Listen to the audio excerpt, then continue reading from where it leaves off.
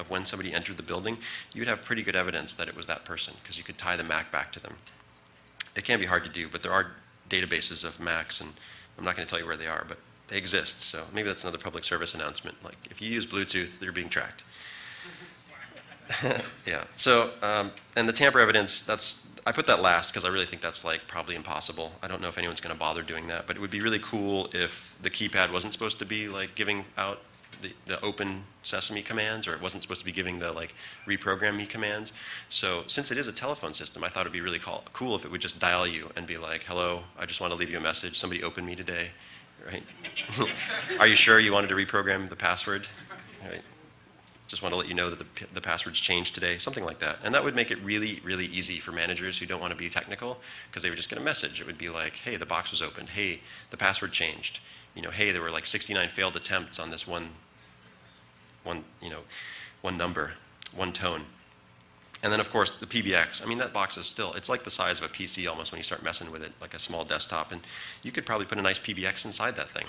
And you could have it, send mail. It's all on regular old wires. So you could use Ethernet, you could use plain old telephone, and you could have it run in a small PBX that would do all sorts of cool stuff, send mail, and it'd be pretty awesome. So I think there's a ton of opportunities in these things, and it just started getting me thinking about them because I realized how simplistic they are and how there's this like veil of security that's being put on them that really doesn't exist at all. Like, I figured out, and again, I'm not really telling you the full story here, I'm just giving you the parts that I think are public knowledge. But once I figured out that this is known, like when I talked to the security guys, when I talked to the police, and they were like, oh yeah, that happens. Or the security guy was like, oh yeah, you haven't been upgraded with the screws. I was thinking, how many people really know this? I haven't seen anyone talking about this. So I thought, well, maybe I would give it a shot. So that's it for my presentation. Thank you.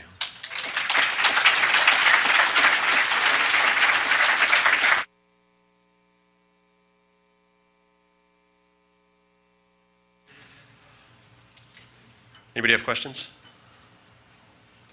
I can't see. Yeah. You were mentioning one particular Centex system. Are you familiar with the Centex Ovation system? No, not the Ovation. I'm not.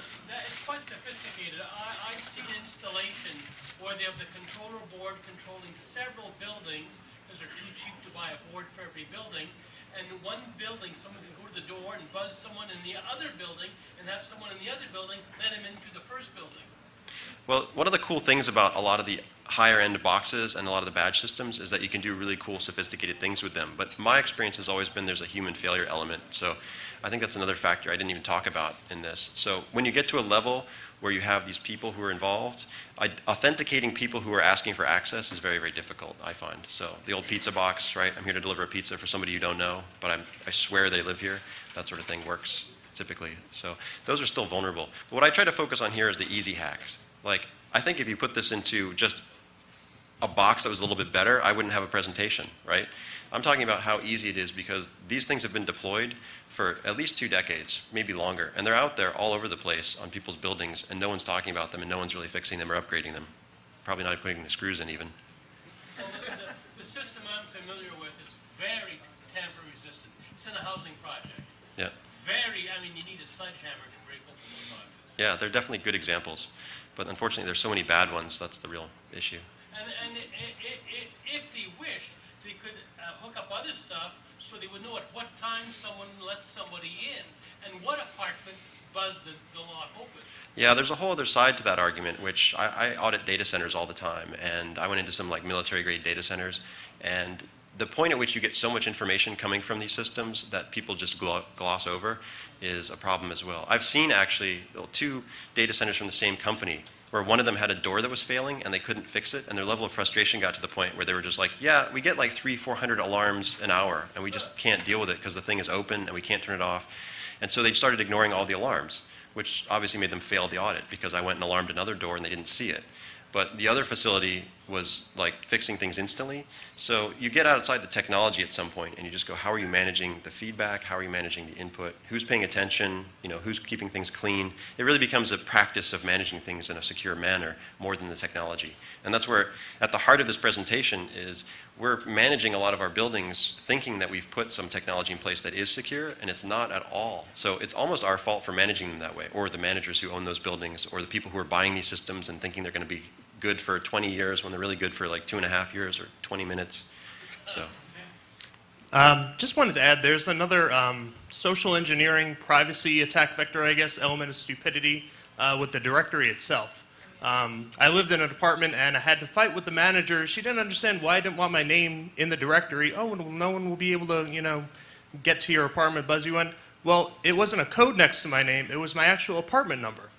So, great way to get to know your neighbors. Yeah, that's true. Yeah, I guess the good thing about breaking these boxes is you could go change that. Yeah.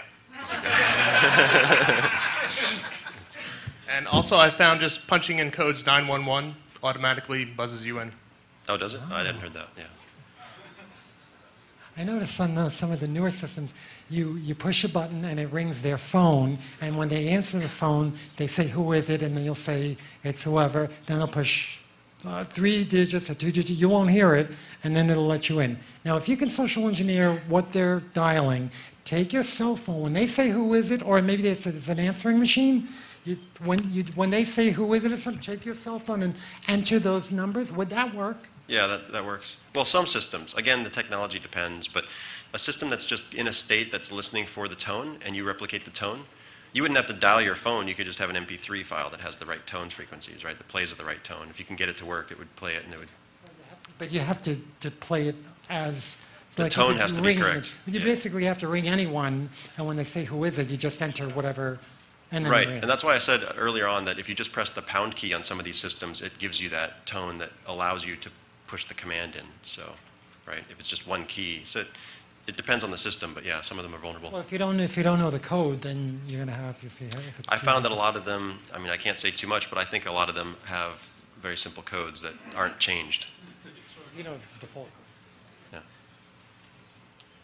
During the course of your field study, what was the average compromise time for someone approaching a box to having entry into the building? Well, I did a very small study, but I mean, that was the shocking thing, was this didn't take longer than it would take you to touch a circuit board. So the box was open, and it swings open freely, so it was just precariously closed. So it looked like it was in a closed state, but in fact, you could just open it and touch, and the doors would open. So less than 5 seconds, 10 seconds, I don't know. I guess my point there really is that for a criminal who has a motive of going in someplace that's easy to get into, this is like having a big button on your door you press and it opens. I mean, it's just wide open to them at that point. So I think it would be hard to say to that person, how dare you come into this building when it's so obvious and so easy to them because they know. It's the people who don't know and think, gosh, this is a really secure system that we're being fooled. Any other questions? With the Centex Ovation system, of course, you push in a code to ring someone's apartment, but you can program different codes for the apartment. So if someone's getting, harassing people, buzzing their apartment, the number can be reprogrammed. And I've tried, I got to do it again, the default passwords for programming, and I didn't get any place. I downloaded the manual from the internet also for the Ovation. Yeah, it really depends on who's managing the box. I mean, it comes down to if they put a secure box in and change the codes, you're better off. At one time, the disconnected from the phone system, now they have a box on the wall in the apartment, but when it was working with the phone system, I recorded the touch tone on my answering machine, hoping that from the outside I wouldn't need a code. I would just ring my apartment, the answering machine would give the code. That did not work. Yeah, I guess at that point I'd emphasize, if you're not authorized to be testing those systems, I wouldn't mess with them. But I still wouldn't I wouldn't even test my own because I don't own it. I mean, if I bought one of these things and I tested it, that would be different. And if Centex hired me to test it, which I'm happy to do, by the way, that would be different. But in this case, I was just asked by a manager, could I help figure out what was wrong, how people were getting in. So I did. And then I thought, other people should know about this because it seems like public information already, so I might as well make it more public. What would you suggest to make it so that you cannot enter? Like I tried on one system where when they answer, I knew what the code was. I entered it on my cell phone. It did not work.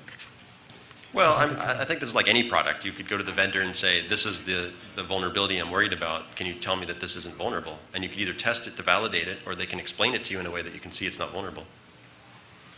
Or maybe it wasn't loud enough, the tone. Yeah.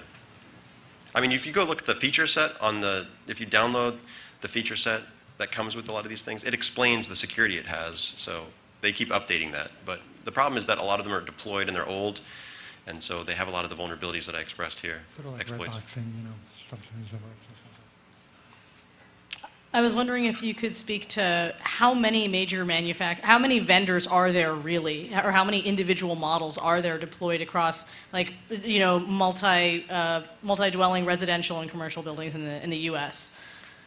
You know, that's an interesting question. I really got interested in that for a little while, and then I realized I didn't want to know, like, more than I want to know. Like, I think somebody should do a study, honestly. I think someone should go out and do a survey of urban areas and figure out how many boxes there are and what version they are. It's the same thing as doing a simple assessment of an environment to figure out, right, how many versions of an operating system you have, what age they are, whether they're Yeah. patched or not. I didn't do it, no. And do you have any sense of whether the vendors, you probably wouldn't know this, but I'm also curious about whether the vendors are in the U.S. also tend to be, you know, deploying and selling and distributing worldwide, or whether specific geographic localities have different concentrations or something like that? No, I didn't look into that. Those are really good. I mean, that's what I hope to spur. I mean, maybe somebody's already doing this and I haven't seen it, but I think a university would be a prime place for some students to go figure this out. They'd have the time, the cycles, the manpower to go out and, yeah. So what happens exactly when there's like an overload in the circuit? Does the lock default to a certain position? Because there are a whole bunch of other vulnerabilities. I did read about some of that. It actually had some stuff where so I know from personal experience on other tests that a lot of stuff that gets overloaded will fail open Yeah. if you're on the inside, but if you're on the outside, it will stay locked. So And- depending on which box you tamper with? Now, this is a good place to talk about telecoms, right? The telecom used to have this problem where they had battery backups for the keys on the doors, and so if the battery died, you could not get back into these offices. Sometimes like CO would have a door that they had to break down to get back inside because the battery died that allowed them to fail, right? So if it failed and the battery wasn't there, you couldn't get back Have to be inside. open. Yeah, Yeah. but you could get outside. Sure. A quick follow-up. Do you know how the circuitry is actually protected from, let's say, an attack like that if you were going to? Well, the first thing that occurs to me when I open this box is that the circuit board is exposed. And Com- I did not completely. talk about all the different jumpers I But I found. mean, you wouldn't break open the box just to short it out. I mean, Well, that's what people do. conceivably there would be some kind of way to. No, that's what people are doing. They just open the box because it's that easy. But assuming that you couldn't open the box, yeah, there's another way to get at it because it has a hole in the back. And I mean, you can get into a lot more detail than I got into here. I did a lot more research and stuff, but I'm just showing you the easy stuff, right? Once you get into the hard stuff, well, then your motive's probably a lot higher. You're really trying to get in the building. I'm talking about people who are walking down the street and going, oh, look, it's a Centex, you know. I'm going to walk in here and grab a painting. Have you fiddled with Altronics or Hirsch? Have you No, heard I about just looked them? at this one box. Okay. Yeah. That was just the one system they asked me to look at. So, I mean, I think they're all probably going to have different issues, and it depends on their age, right? But the fact is they were so exposed, so it's so easy to open, it's so easy to look at the circuit board, it's exposed, it's so easy to read. You can read online what you need to do, you can read on the circuit board where you need to do it. It's all like very easy. It's like elementary electronics. Okay, thank you.